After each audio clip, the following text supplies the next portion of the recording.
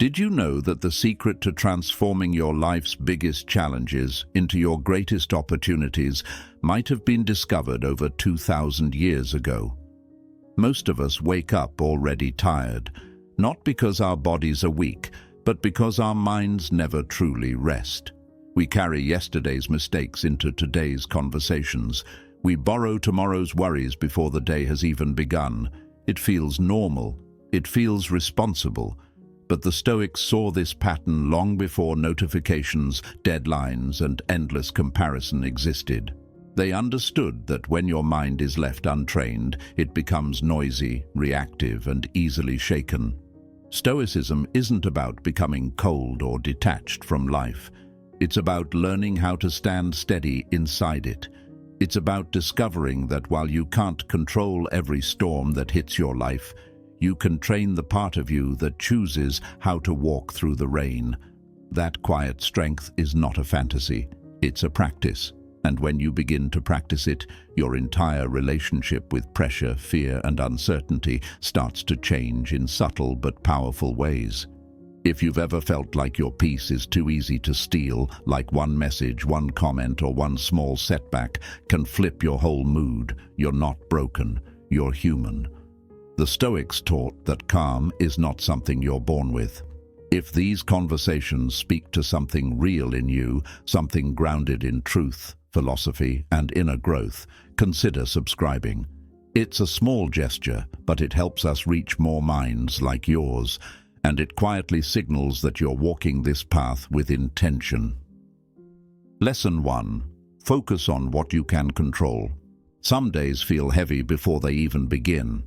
You wake up, check your phone, and already your mood shifts. A message you didn't want to read, news you didn't ask for, a problem you didn't plan on dealing with today. And just like that, your energy is gone. Not because something truly terrible happened, but because your mind handed control of your emotional state to something outside of you. This is the moment Stoicism steps in and gently asks you to take your power back.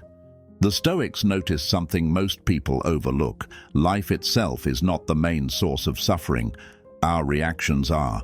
We get upset not because things go wrong, but because we expect them not to. We get frustrated not because of delays, but because we believe our time should never be interrupted.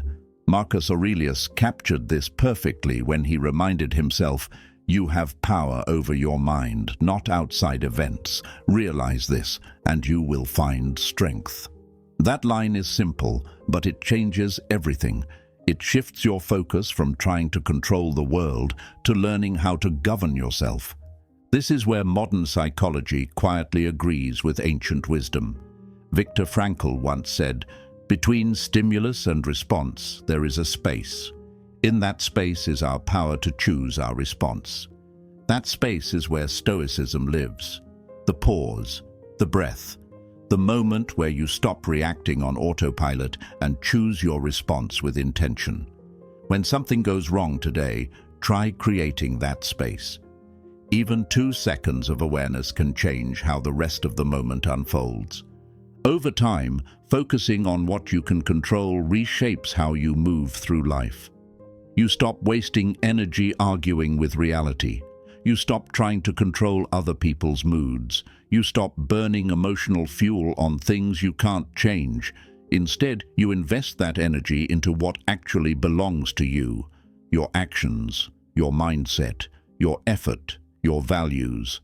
This doesn't make life easy. It makes life cleaner, less noise, less inner chaos. This practice is not about perfection. You will still react sometimes. You will still get pulled into frustration. That's human. The difference is that now you catch it faster. You recover quicker. You learn.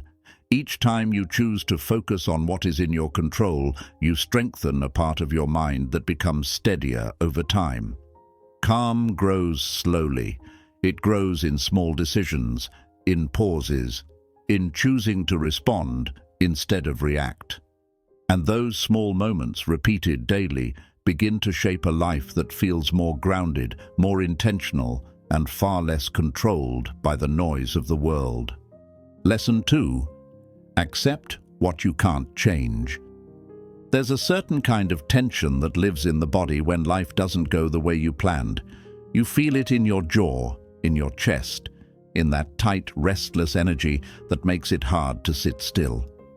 Nothing is technically wrong, but something feels off because reality didn't follow the script you had in your head. This is where most people start to suffer. Not because of what happened, but because of the silent argument they begin having with what already happened. The Stoics understood this pattern deeply. They saw how much pain comes from wishing the present were different instead of meeting it as it is. Acceptance in Stoicism is not surrender, it's clarity. It's seeing what is real so you can decide what to do next without dragging unnecessary suffering with you. When you resist reality, you drain yourself. You replay the moment. You imagine how it should have gone. You build stories about how unfair it was. None of that changes what happened. Seneca once wrote, "We suffer more often in imagination than in reality." That line hits hard because it's true. A lot of your stress is created after the event, inside your own thinking. The missed opportunity already happened. The awkward conversation is already over. The delay already occurred. But your mind keeps reliving it, tightening your body, stealing your peace.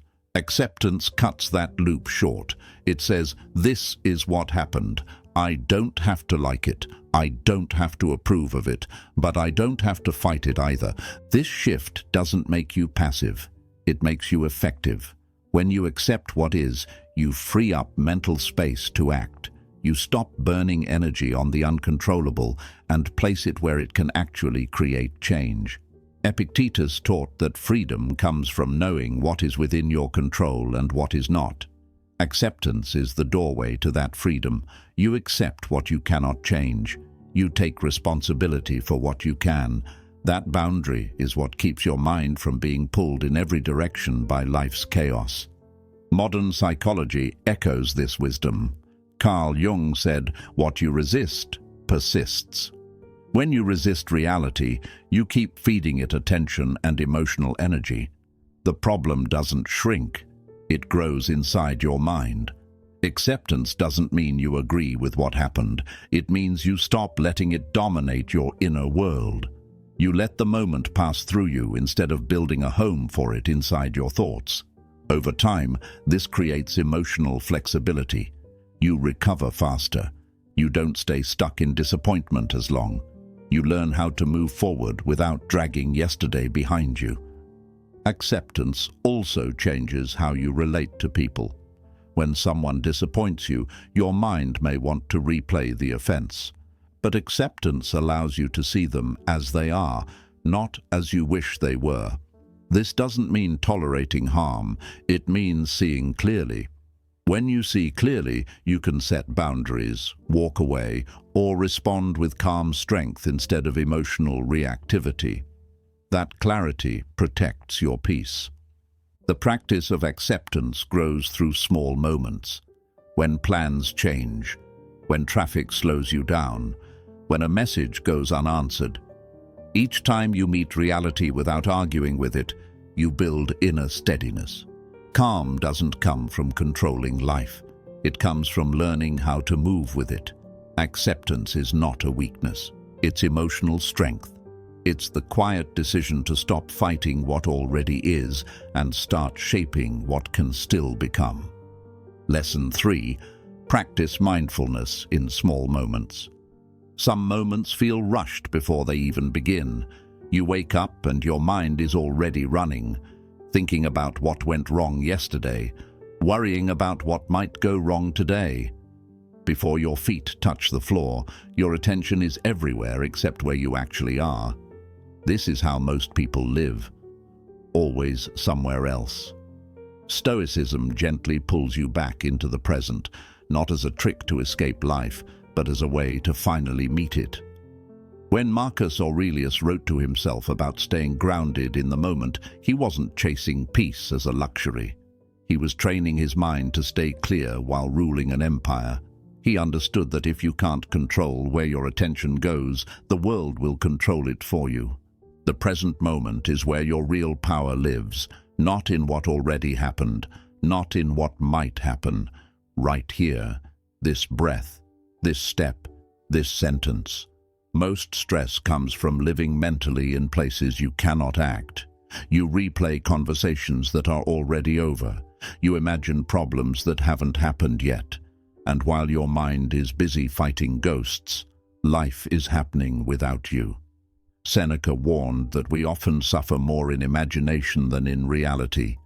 That suffering feels real because your body doesn't know the difference between a real threat and a thought about a threat.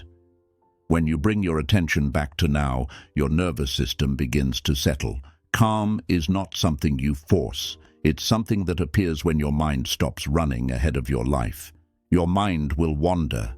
That's not failure. That's the practice. The Stoics didn't believe in perfection. They believed in discipline through repetition. Each time you notice your thoughts drifting and gently bring them back, you're training attention the same way you train a muscle. You don't shame yourself for drifting. You guide yourself back. Over time, this builds a quieter inner environment. You start catching yourself before you spiral into stress. You begin to feel your reactions forming instead of being dragged by them. That small space between impulse and action grows wider. Living in the present also changes how you relate to people. You listen more fully. You stop rehearsing your response while someone else is speaking. You notice your urge to interrupt, to defend, to perform. Stoicism teaches that clarity comes from seeing things as they are, not as your ego wants them to be. When you're present with someone, you don't need to win the moment. You can simply be there. That presence alone often softens tension. People feel seen, and you feel steadier because you're no longer juggling past stories and future worries in the middle of a real conversation. Presence does not mean ignoring the future or forgetting the past. It means not living in them. You still plan, you still reflect, but you don't let those activities steal your current moment. Aristotle believed that a good life is built through deliberate action guided by awareness. Awareness begins with being here. When your attention is grounded, your choices become clearer. You act with intention instead of reaction. Calm becomes less of something you chase and more of something you practice, moment by moment, through simple presence. Over time, this way of living changes how stress feels in your body. Stress may still appear, but it doesn't own you. You notice it, you breathe, you respond instead of react. The present moment becomes your anchor. Not because life becomes easier, but because your mind becomes steadier. And when your mind is steady, even difficult moments feel more manageable. Lesson 4. Build resilience through challenges. Hard moments don't show up politely. They crash into your day without warning. 1 minute things feel normal, the next you're dealing with disappointment, stress, or something you didn't plan for at all. It can feel unfair, like life is testing you personally. But the Stoics looked at difficulty in a very different way. They didn't see challenges as proof that something was wrong with them. They saw them as part of the training of being human. Marcus Aurelius wrote his private notes not in comfort, but in the middle of wars, sickness, and political pressure. Yet his words are calm, grounded, and steady. That's not because his life was easy. It's because his mind had been trained to stand firm when life got hard. Resilience isn't about being tough all the time. It's not about pretending you're fine when you're not. Real resilience is quieter. It's the ability to feel what you feel and still keep moving forward with integrity. The Stoics believed that pain itself doesn't break you. What breaks you is the story you tell yourself about the pain. Epictetus captured this clearly when he said, "It's not what happens to you, but how you react to it that matters." When something goes wrong, you have two options. You can tell yourself this is unbearable, unfair, and proof that you're failing. Or you can tell yourself this is difficult, but it's something I can face. That second story doesn't remove the pain, but it changes your posture toward it. Instead of collapsing inward, you stay upright. Resilience grows when you stop seeing hardship as punishment and start seeing it as part of your development. This doesn't mean you enjoy suffering. It means you stop wasting energy resenting it. Carl Jung once said, "I am not what happened to me. I am what I choose to become." That line fits perfectly with Stoic thinking. You may not choose the events of your life, but you do choose what kind of person you become in response to them. Every challenge places a quiet question in front of you. Will this make you bitter, or will it make you wiser? Will it shrink you, or will it deepen you? You don't answer that question with words. You answer it with how you carry yourself through the difficulty. Building resilience is also about learning how to stay present with discomfort instead of immediately escaping it. Most people reach for distractions the moment life feels heavy. Endless scrolling, numbing habits, constant noise. Stoicism invites you to stay with the feeling long enough to understand it. Not to drown in it, but to listen to it. Discomfort often carries information. It shows you where you've been avoiding something. It shows you where you need to grow. Seneca wrote that fire tests gold and adversity tests the brave. Challenges reveal parts of you that comfort never touches. Patience grows when you wait through discomfort. Strength grows when you face what you'd rather avoid. Resilience is built in small moments, not dramatic ones.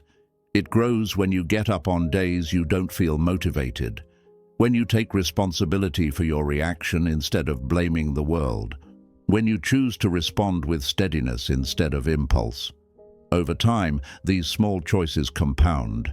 You start to trust yourself more, not because life becomes predictable, but because you become reliable to yourself when life is unpredictable.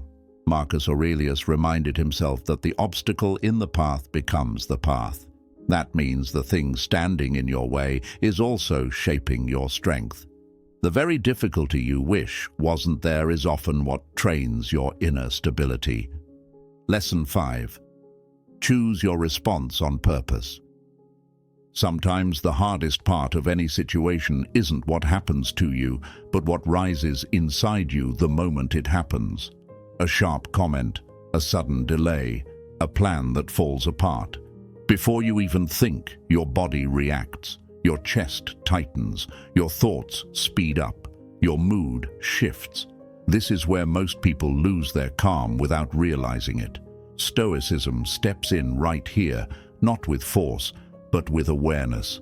The Stoics believed that life will always press on your nerves, but you don't have to let those pressures decide who you become in the moment. Marcus Aurelius reminded himself daily that his mind was his final territory, the one place no one else could rule unless he allowed it. There is a small space between what happens and how you respond. It's easy to miss because emotions move fast. Anger wants to speak immediately. Fear wants to escape. Pride wants to defend itself. But that small space is where your freedom lives. Epictetus taught that we are not disturbed by events, but by the judgments we make about them. When something goes wrong, it's not the situation alone that shakes you. It's the story you tell yourself about it. You tell yourself, this shouldn't be happening, or this is unfair, or this means I'm failing. Those stories fuel the emotion. When you learn to notice the story forming in your mind, you gain the power to question it, and in that questioning, calm begins to grow. This doesn't mean you stop feeling emotions. Stoicism never taught emotional suppression. It taught emotional leadership. You still feel anger, disappointment, or sadness, but you don't let those feelings grab the steering wheel. Seneca wrote about the importance of training the mind before trouble arrives, because once emotion is fully in control, reason has a harder time stepping in. This is why the Stoics practiced reflection. They prepared themselves mentally for frustration, for insults, for delays, so that when those moments came, they were not surprised by them. Preparation turns reaction into response. Instead of snapping, you pause. Instead of spiraling, you breathe. Instead of reacting automatically, you choose. Modern psychology echoes this ancient insight. Viktor Frankl, who endured extreme suffering, said, "Between stimulus and response, there is a space. In that space is our power to choose our response. That space might be only a few seconds long, but it changes everything. In those few seconds, you can ask yourself, what kind of person do I want to be in this moment? Not later, not tomorrow, right now." That question pulls you out of autopilot and back into intention. Over time, this becomes a habit. You start noticing the impulse to react before you obey it. And that awareness alone softens your inner world. There will be moments when you fail at this. You will still snap sometimes. You will still say things you wish you could take back. Stoicism does not ask you to be flawless. It asks you to be aware.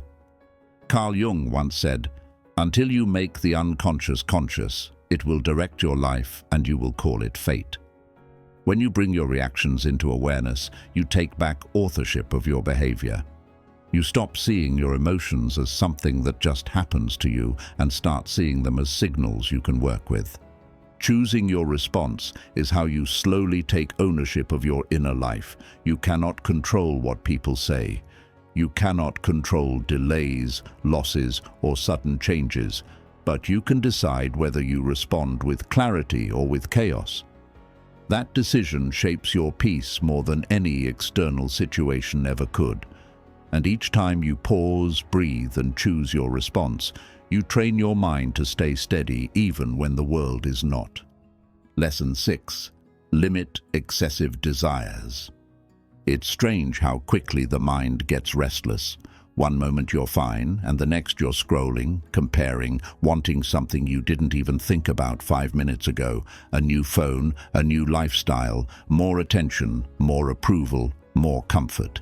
The Stoics noticed this pattern long before social media and ads existed. They saw that a big source of inner chaos isn't pain itself, but craving, wanting what we don't have, wanting things to be different right now, wanting life to obey our preferences. And the problem isn't desire itself. Desire is human. The problem is when desire starts running your inner world instead of you running it. Stoicism teaches something simple but powerful. Peace grows when your happiness isn't chained to endless wanting. Seneca warned that a person who is controlled by desire is never satisfied, because satisfaction depends on getting what you want, and getting what you want is never guaranteed.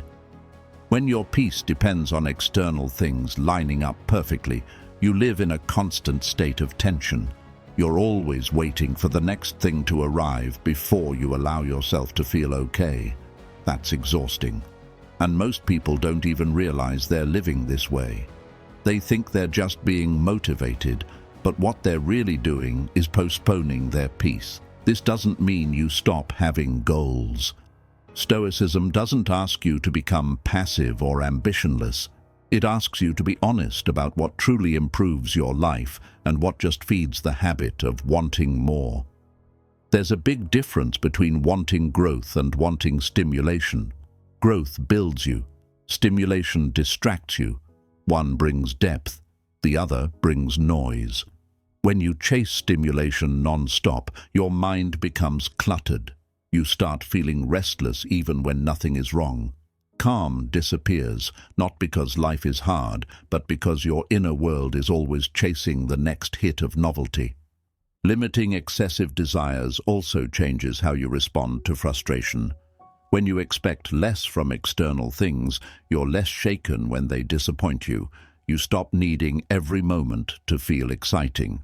You stop needing every outcome to feel rewarding. This creates emotional space. You can enjoy things when they go well without clinging to them, and when things don't go your way, you're not crushed by it. Marcus Aurelius reminded himself that contentment comes from wanting what you already have, rather than constantly wanting what you don't. This mindset builds a quiet strength. You become harder to manipulate, harder to shake, less dependent on circumstances for your peace. Practically, this means pausing before chasing every impulse. Before buying something, ask yourself if this adds real value to your life or just momentary excitement. Before saying yes to another obligation, ask if it aligns with what you truly care about or just fills space. Before comparing yourself to others, ask if their path actually matches your values. These small pauses weaken the grip of desire over time. You're not suppressing wants, you're choosing which ones deserve your energy. Lesson 7. Practice virtue in small choices. It's easy to think that being a good person is something you decide once and then you're done. Like you pick a label and suddenly it sticks. But real character isn't a label, it's a pattern. It shows up in small moments that don't look impressive from the outside. The way you speak when you're tired. The way you treat someone who can't offer you anything back. The way you act when no one is watching. This is where Stoicism quietly works on you. It doesn't demand dramatic gestures. It asks for steady, honest choices. The Stoics believed that virtue isn't about perfection. It's about alignment. Alignment between what you believe and how you behave. Marcus Aurelius reminded himself, "Waste no more time arguing about what a good person should be. Be one." That line hits because it cuts through overthinking. You can read all the quotes you want. You can agree with all the principles, but none of that shapes your life unless your actions start to match your values. Calm grows when there's less conflict inside you. When you're not constantly saying one thing and doing another. Most of the stress people carry comes from that inner split. You say you value honesty, but you lie to avoid discomfort. You say you value peace, but you keep reacting in ways that create chaos. Stoicism invites you to close that gap, not by being harsh with yourself, but by being more conscious in small moments. You pause before speaking. You choose patience when it would be easier to snap. You choose integrity when cutting corners feels tempting. Over time, these small choices build a kind of quiet confidence.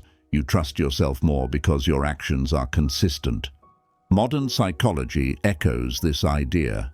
Carl Jung once said, "Until you make the unconscious conscious, it will direct your life and you will call it fate." When you practice virtue, you bring your patterns into awareness. You notice when you're about to act from fear instead of principle. You see when your ego wants to win instead of understanding. That awareness gives you a choice. And every time you choose with intention, you weaken the hold of old habits. You stop being driven by autopilot. You become more deliberate, more grounded. Over time, living this way builds inner calm because your life feels less scattered. You're not pulled in 10 directions by moods, reactions, and impulses. You have a center. That center is your values. And when you return to them again and again in small choices, they stop being abstract ideas. They become how you live. Calm doesn't come from controlling the world. It comes from being someone you can stand behind, even on hard days. Lesson 8. Remember, life is temporary. Somewhere in the middle of your day, life probably feels heavy. Not dramatic heavy, just quietly heavy. Deadlines, expectations, unfinished conversations, things you meant to do but didn't get around to. It piles up. And when that weight sits on your chest, it can feel permanent, like this moment will last forever. But one of the most grounding lessons Stoicism offers is the reminder that nothing you're experiencing is permanent. Not the good, not the bad. Everything moves. Marcus Aurelius wrote about time as a river, carrying all things forward whether we like it or not. That image matters. A river doesn't stop for your worries. It doesn't pause for your stress. It moves. Your emotions move too. Today's anxiety will not be the same anxiety a year from now. Today's disappointment will not feel this sharp forever. When you remember this, your grip loosens. You stop squeezing life so tightly. You start breathing again. This isn't about becoming cold or detached. Stoicism never asked you to stop caring. It teaches you to care without clinging. When something good happens, enjoy it fully, but don't build your identity around it. When something painful happens, let yourself feel it, but don't convince yourself that this moment defines your whole life. Seneca warned that we exhaust ourselves by treating temporary troubles as permanent disasters. A lot of suffering comes from telling yourself, this will never end. Most of the time, that story simply isn't true. Modern psychology echoes this idea. Carl Jung once said, "No tree can grow to heaven unless its roots reach down to hell." Hard seasons are part of growth. They don't mean you're broken, they mean you're alive. When you remember that life moves in cycles, you stop panicking when you're in a low point. You still do what you can. You still take responsibility for your actions, but you stop treating this moment as the final chapter of your story. There's a quiet freedom in knowing that everything passes.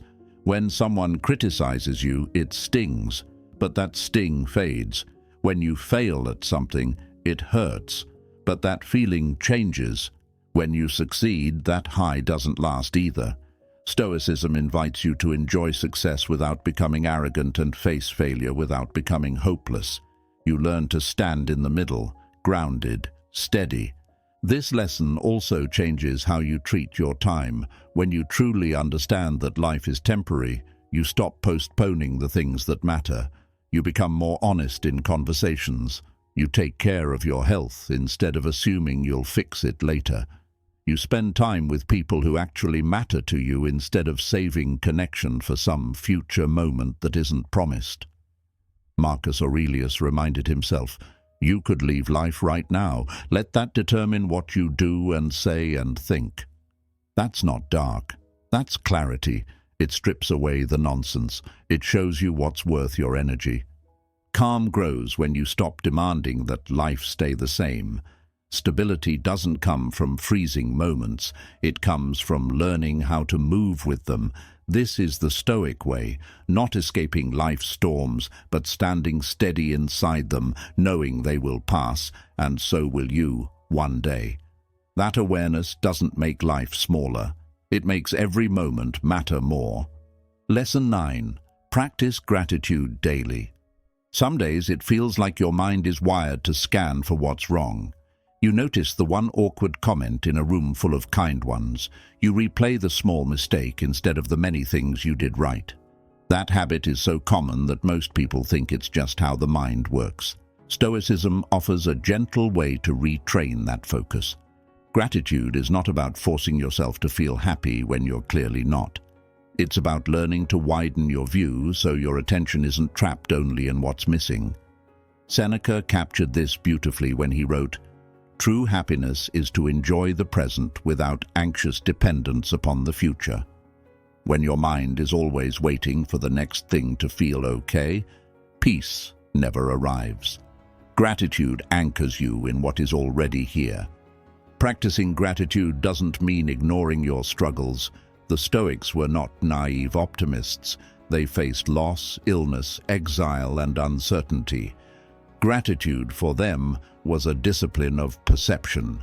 It trained the mind to notice what is still good, even when things are hard. When you wake up and immediately scroll through problems, your nervous system stays tense. When you pause and acknowledge one thing you appreciate, your body relaxes just a little. That small shift changes how the rest of your day unfolds. Marcus Aurelius reminded himself to notice the simple privilege of being alive, of breathing, of thinking. These are quiet gifts we forget to honor because they are always there. Modern psychology echoes this Stoic insight. Carl Jung once said, "The word happiness would lose its meaning if it were not balanced by sadness." Gratitude does not erase sadness. It balances it.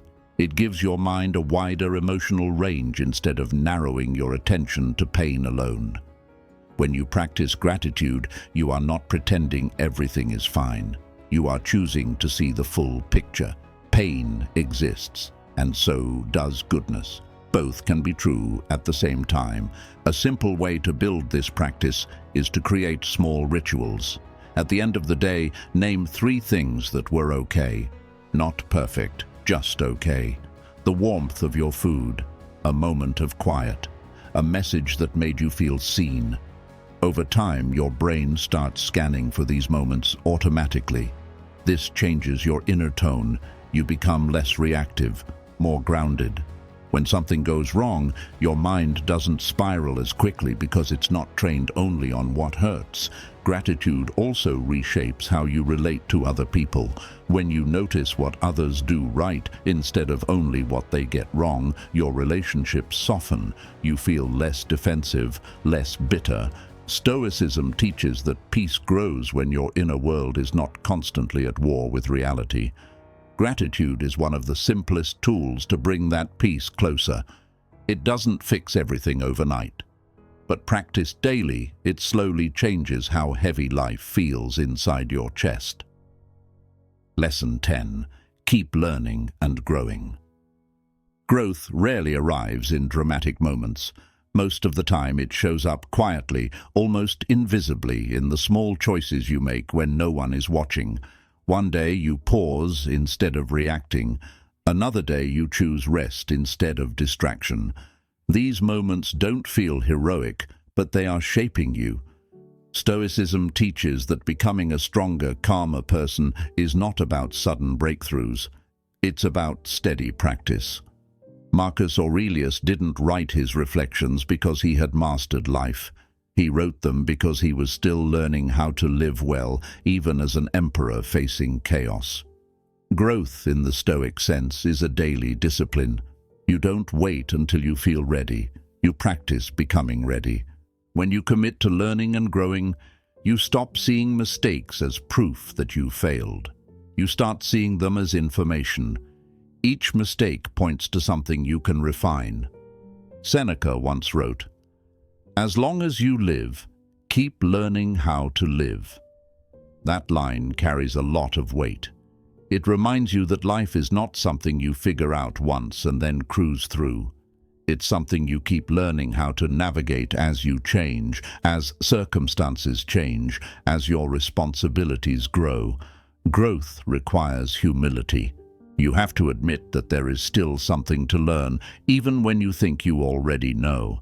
This mindset keeps your ego from hardening and your mind from closing. Modern psychology supports this Stoic view. Carl Jung believed that growth comes from bringing unconscious patterns into awareness. He said, "Until you make the unconscious conscious, it will direct your life and you will call it fate." Stoicism encourages that same awareness. You start noticing your habits, your triggers, the stories you tell yourself. You don't judge them harshly. You study them. This creates space for change. When you notice that you always get defensive in certain situations, you now have the chance to respond differently next time. Growth begins with noticing. Calm grows when you stop being ruled by patterns you never questioned. Learning also means staying open.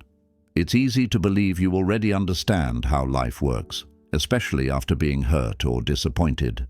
But Stoicism asks you to remain teachable. Every interaction, every setback, every success can teach you something about your values, your reactions, and your direction. You grow not only by reading or thinking, but by living, by trying, by failing, by trying again. Epictetus reminded his students that progress is slow and often uncomfortable. You practice patience with yourself. You don't expect overnight change. You focus on small improvements that compound over time. As you keep learning, your calm deepens, not because life becomes easier, but because you become more capable of meeting it. You trust your ability to adapt. You trust your ability to grow. You stop fearing mistakes so much because you know they are part of your training. This steady growth builds inner confidence. You no longer need life to be perfect to feel okay. You become someone who can keep moving forward, learning and refining your way of living. That is Stoic strength.